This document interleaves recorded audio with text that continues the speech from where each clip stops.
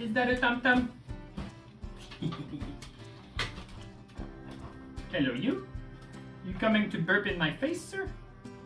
That's a bit disgusting.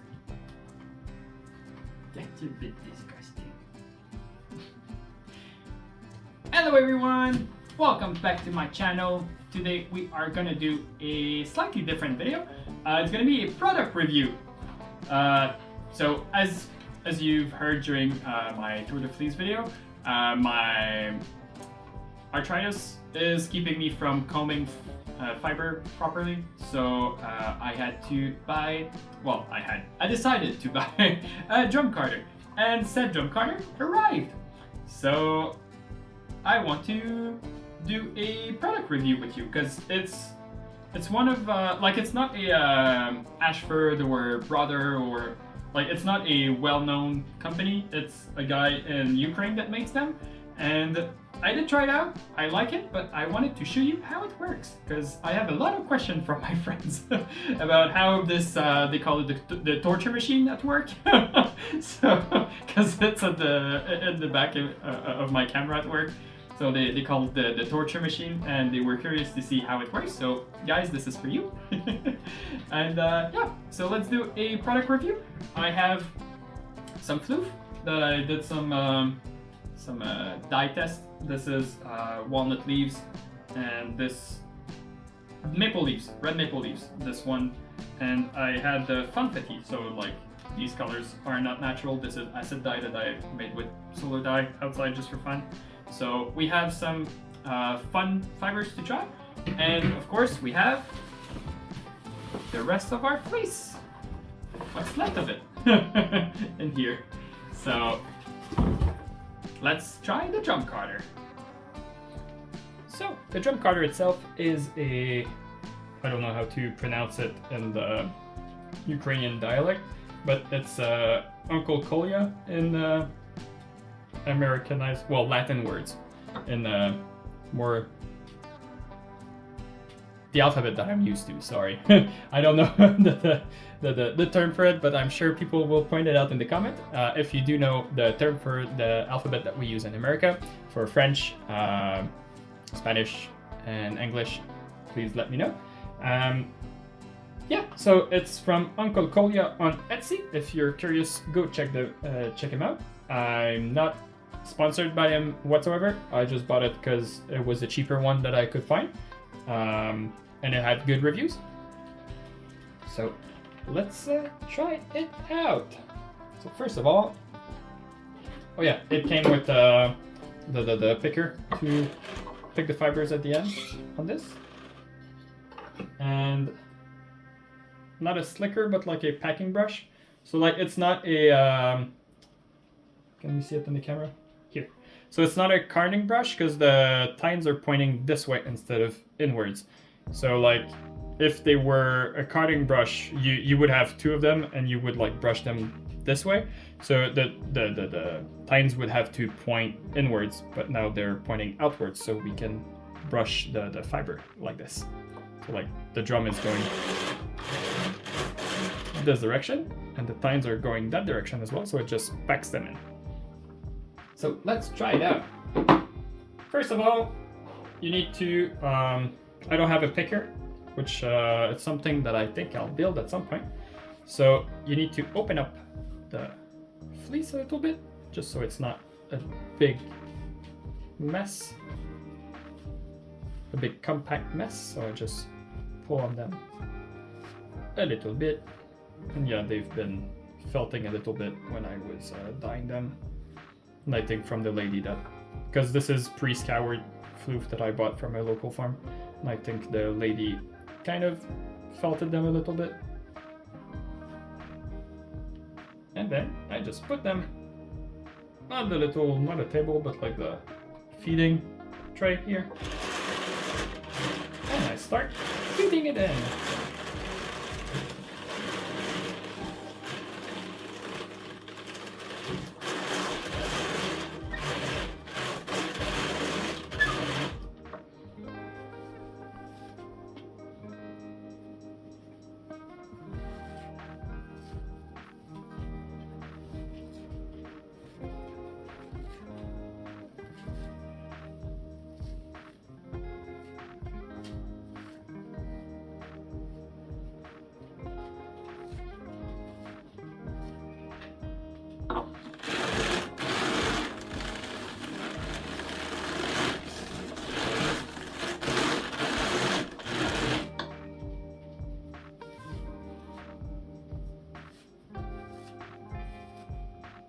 also something very interesting that happened. This is the maple leaf dye that I made.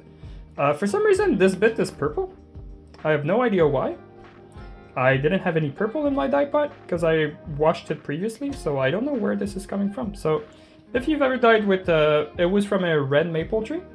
It did have some of the leaves, not the leaves, the seed pods, we call them helicopters here. So it did have some of those helicopters, but I haven't seen anywhere saying that red maple makes purple dye. I was trying to turn the reddish dye into green dye with the alum, but failed. Or I don't know if it's just you can't do that with maple. But if you know why it turned purple, I'm really interested to know why. Because I tried to make a bigger batch, because purple is always fun to dye.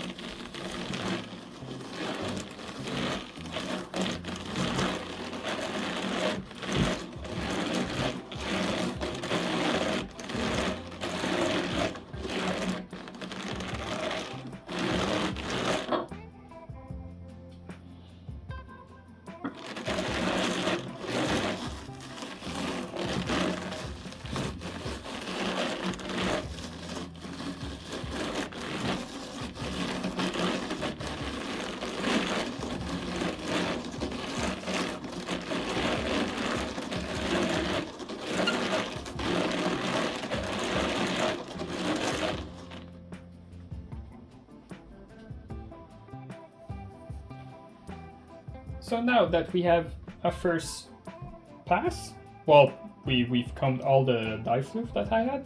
So now we have a first pass. We'll take it off. We'll put it off the jump carder. So I just slide this. It's like a screwdriver kind of thing. I just pull the fiber off of it. This is a really cute blended. I'm really happy with the colors that I got for this. I may be spindle spinning this later on, because I really enjoy the colors. I'll just pull this off.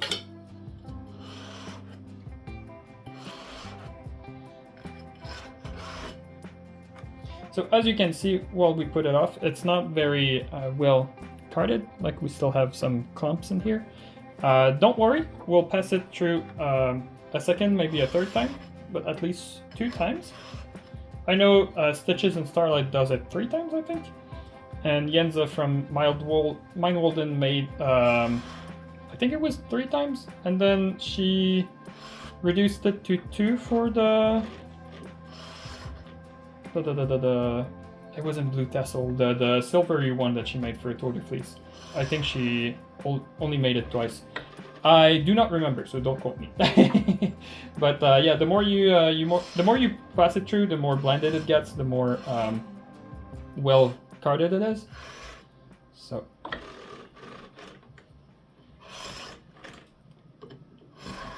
it's more interesting. But also, if you blend it more, then the colors are also more blended. So it's also something to think of when you have something like the one I have right now that has many colors.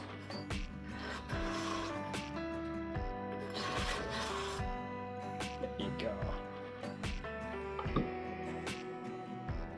So we have our beautiful, this is the inside, and this is the outside. As you can see, the outside is way more well carded than the inside.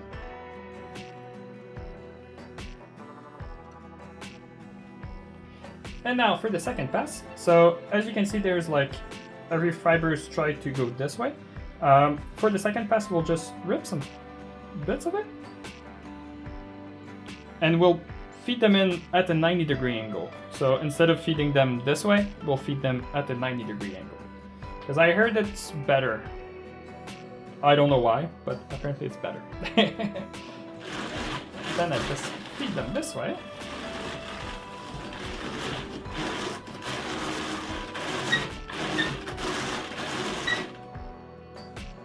It might be a blending thing. If you know why you need to put them at a 90-degree angle, because the video I watched explaining this didn't explain why, and I'm really curious to know why. But if you do know, please let me know below.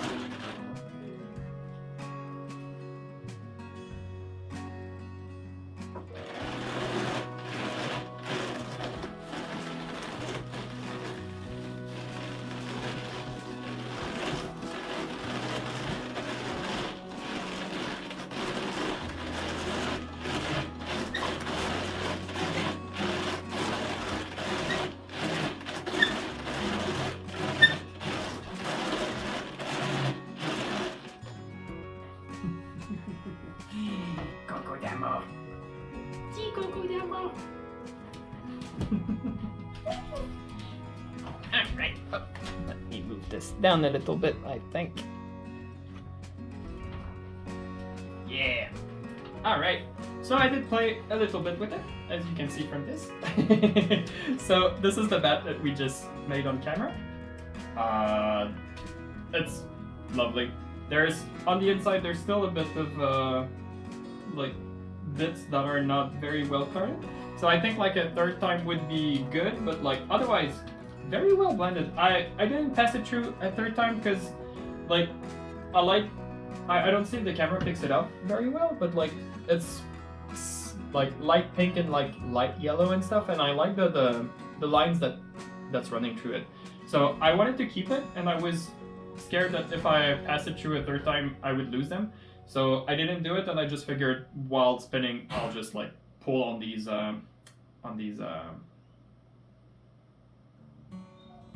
fiber clumps.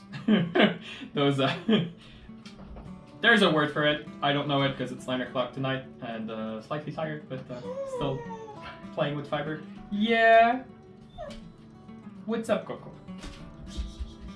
There's someone that wants to go on a walk as well, so I'll finish this and then go on a walk with it. So yeah, very pleased with the result.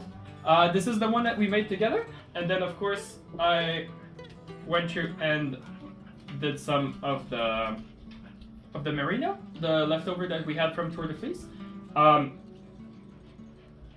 It stays. Like I hold it from the corner and it stays up. So I don't know if it's the crimp or the grease because I didn't scour it very well, so there's still like a little bit of grease. It's like slightly gummy. It's not greasy. So yeah, it holds. If I just hold it from the corner, it holds up in the air. So yeah, very happy with it. One big difference from combing, well, I didn't know it, but a big difference from combing compared to carding on the drum carder, it keeps all the little neps. So if you look in it, all the small neps that would be taken out from the comb, it stays in the card.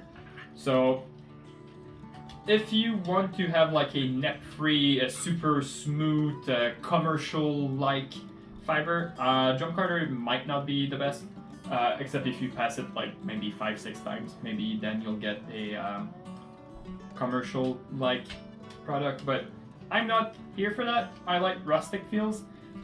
It will be slightly different from the other ones that I spun earlier, because in here there's a lot more neps, a lot more small bits, so it might make like some bubbles, some little lumps in my yarn, but pretty sure it's gonna look good. I'm not mad with it. And yeah, so these are sheep wool. And then I still had some alpaca. So I heard that for alpaca you need more tines, or like this is a 72 TPI tines per inch, 72 tines per inch. So I heard it might be not enough for alpaca because it's a finer wool, but it carded really well. Like, I don't know what, well, it might be like even more blended, even more even, but I don't really care. I like this. It's again, it kind of holds, but it's alpaca, so there's almost no crimp in it, so it doesn't hold as much, but it looks like it's gonna spin very, very smoothly. And I'll have to try it out very soon. So I have 2 batts of alpaca, and the 2 batts of merino I had left. And then we have the one that we just made. So, really happy with my purchase. It was an expensive one, but after all of this, my fingers are not killing me more than usual. They're the normal amount of pain, which I heard is supposed to be 0, but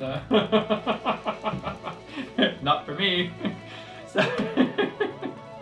so yeah, I really enjoy it. I think it's worth every penny, every dollars I've put in this, and it's gonna have a lot of use. The only thing I would say, since I'm doing a product review, it might not be well adjusted because there's, I'll bring you closer, there's some little lines in there telling you like it's in line, but I feel it's not in line, because if I turn it, you'll hear like there's the crunch part and then it stops at some point.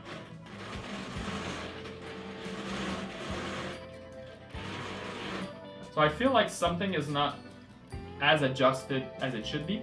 I heard that tines shouldn't be touching each other because it will pull them out of alignment and it will damage the carder. But yeah, really pleased with it. Really pleased with the price I paid for it. This is the small one, I think, they offer. And perfect for my use.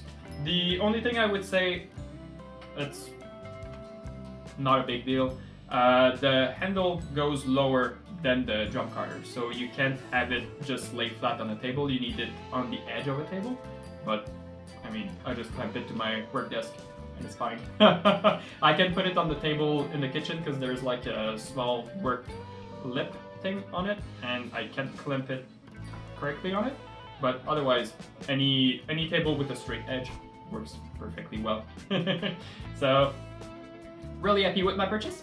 I hope you like this video. It's a shorter one. It's a very different one from the ones I make usually. But yeah, I wanted to share my new purchase with you guys, and I hope you enjoyed this video, and I will see you next week. Bye bye.